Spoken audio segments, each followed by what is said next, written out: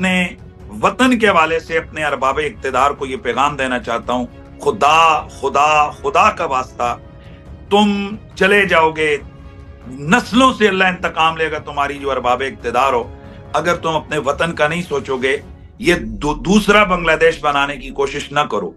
इस वक्त इदारों के खिलाफ जितनी नफरत में देख रहा हूं, मैं खुलकर खुले डुल्ले दिल से कहता हूं, तो मैं जिस जगह भी जाता होता हूं जलसे में, तो आखिर में मैं इदारों के हवाले से पैगाम देता हूं। लेकिन मुझे बड़ी मायूसी हुई है ये पिछले कुछ अरसे से कि मैं जब नारा लगाता हूं या मैं उस हवाले से गुफ्तगू करता हूं, तो आगे अवाम का जो रिएक्शन है वो बड़ा काबिले कबूल नहीं है, वो बड़ा अजीबो गरीब आता है। तो मैं आपके ही चले प्रोग्राम की वसातत से उन अरबाब इक्तदार और उन कुव्वतों से कहता हूं, खुदा का वास्ता, ईगो का, सियासतों का, ये हुकूमतों का चक्कर छोड़ें। मुल्क होगा तो आप भी हैं, हम भी हैं, हमारे सारों की इज्जत है।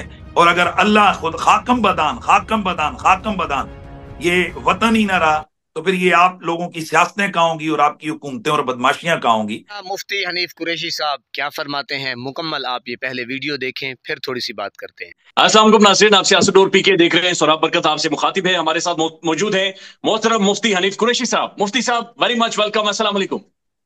वालेकुम अस्सलाम व रहमतुल्लाहि तआला व बरकातुहू।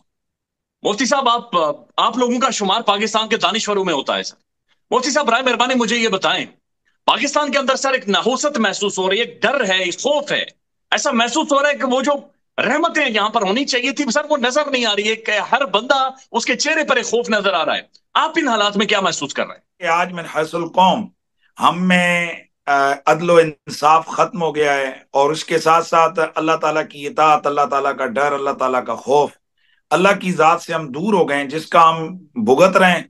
पूरी कौम आज टिकटॉक पे खड़ी है, पूरी कौम आज दीन को मजाक बना के बैठी है। तो फिर इन पर ऐसे लंगड़े लूले गुंगे बहरे और अदय किस्म के हुक्मरान मुसल्लत किए जाएंगे, तो वो हो गए, और जो अब भुगते पूरी कौम। पाकिस्तान में कौम को यह महसूस हुआ कि वो जब एहतजाज करेंगे तो शायद उन्हें हक मिल जाएगा। ये जो डीचओ के अंदर जो गोलियों की तड़तड़ाहट थी, मुफ्ती साहब ये आप तक भी पहुंची है?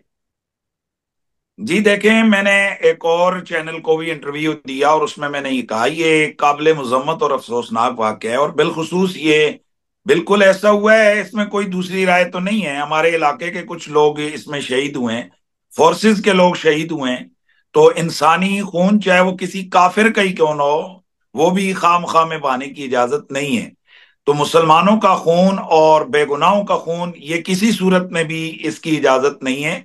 ये काबिल मुजम्मत अमर है। लेकिन मुझे इस बात पर बड़ा दुख और अफसोस हुआ है कि जो अरबाब इक्तदार हैं, होता रहता है इस तरह के मामलात में, इस तरह मिसहैप होते रहते हैं, हादसे होते हैं।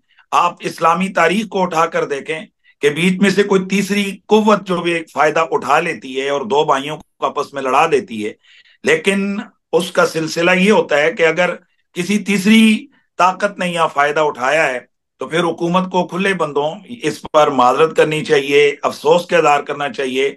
जो लोग शहीद हुए हैं दोनों तरफ से, उनके वसा को कंपलसेट करना चाहिए, उनकी खिदमत करना चाहिए। और इस हवाले से पूरी कौम जो है ना, उसको मिल बैठने की जरूरत है कि ये सानिया रोजाना ना हो।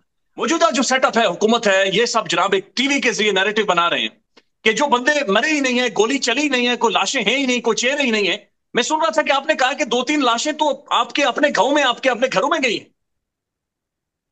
लेकिन जी ये तो उंगली के पीछे, मैं जरा सियासी, चूंकि मेरा ताल्लुक नहीं है किसी जमात से, मैं पाकिस्तान की ये जो मगरबी मुनाफकत की सियासत है, इससे मैं तौबा करता हूँ। अलबत्ता मैं इतनी सियासत जरूर करता हूँ कि नोट भी रसूलुल्लाह के लिए दिया जाए और वोट भी रसूलुल्लाह के लिए, यानी दीन के लिए दिया जाए। मुझे ये इन बहसों में नहीं पढ़ना है। ताम ये तो दिन के वक्त जो ना सूरज को उंगली के पीछे छुपाने की बात है। यहाँ पिंडी इस्लामाबाद में रहने वाला हर बंदा जानता है कि क्या हुआ है। तो बिल्कुल हमारे इलाके के, भाई हमारे हल्का है, मेरा जो आबाई हल्का है, वहां लाशें गई हैं यार। इसमें यहाँ हमारे कोटली सतिया के अंदर एक, वो भी हमारे ताल्लुक वाले हैं, जानने वाले हैं, हमारे क्लोज, यानी कि उनके रिश्तेदारों से ताल्लुक हैं। हमारे अपने करीबी मेरे कजनों ने जाकर, वो जो हमारे इलाके के लोग फौत हुए हैं, तो शहीद हुए हैं, तो उनके जनाजे पड़े हैं। तो ये कैसे कहा जा सकता है कि नहीं हुए? مجھے تعداد کے چکر میں نہیں پڑنا، لیکن یہ جو 3-4 لاشیں یہ تو گری ہیں بھائی، اس میں تو کوئی دوسری رائے ہے ہی نہیں ہے میرے خیال میں، کوئی پاگل ہی ہو جو اس کا انکار کرے۔ جی میرے پیارے ناظرین، آپ نے مفتی حنیف قریشی کی گفتگو سن لی۔ سہراب برکت نے انٹرویو لیا سیاست.pk کے پلیٹ فارم کے اوپر۔ میرے پیارے ناظرین، آپ دیکھیں کہ عمران خان، مرشد عمران خان کتنی سٹرگل کر کے آئے، کتنی محنت کر کے آئے، اور جناب تقریباً کم و بیش 25-26 سال انہوں نے سٹرگل کی، اور آہستہ آہستہ اپنے آپ کو منوایا، اپنے آپ کی دھاک بٹھائی، اپنے آپ کا جو لوہا ہے وہ جناب منوا کے چھوڑا کہ جناب میں عمران خان ہوں، میں برینڈ ہوں، اور جو پاکستان میں فسطائیت، ظلم، بربریت چل رہی ہے، میں یہ عدل و انصاف کا جو قانون ہے وہ پاکستان میں متعارف کرواؤں گا۔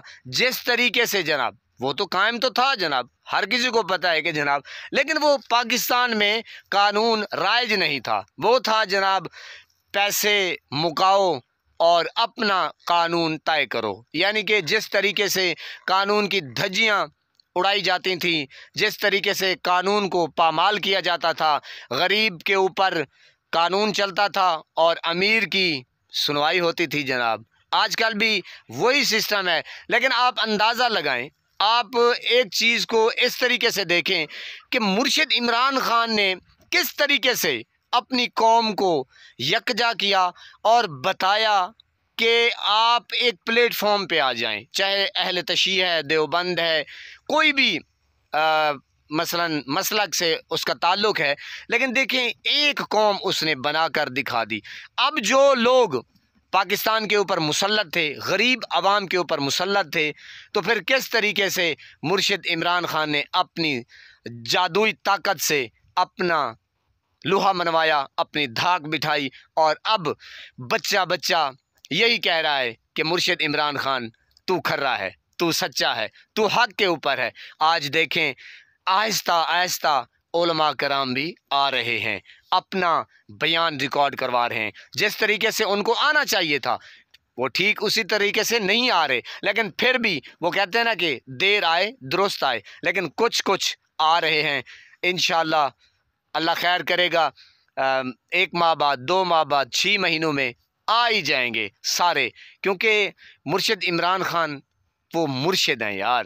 یقین کریں اس صدی کا ولی اللہ ہے، اس صدی کا ولی کامل بن چکا ہے۔ اللہ پاک اس کو صحت دے، لمبی عمر دے، اس کا سایہ پاکستان کے اوپر تا دیر سلامت رکھے۔ لیکن ایک بات ضرور میں کہوں گا جناب کہ نماز 5 وقت ادا کیا کریں، والدین کی خدمت کرتے رہا کریں، ہمسائیوں کا رکھیے خاص خیال، اور ہمیشہ ہمیشہ حق اور سچ کی آواز کو بلند کرتے رہا کریں۔ اللہ نگہبان۔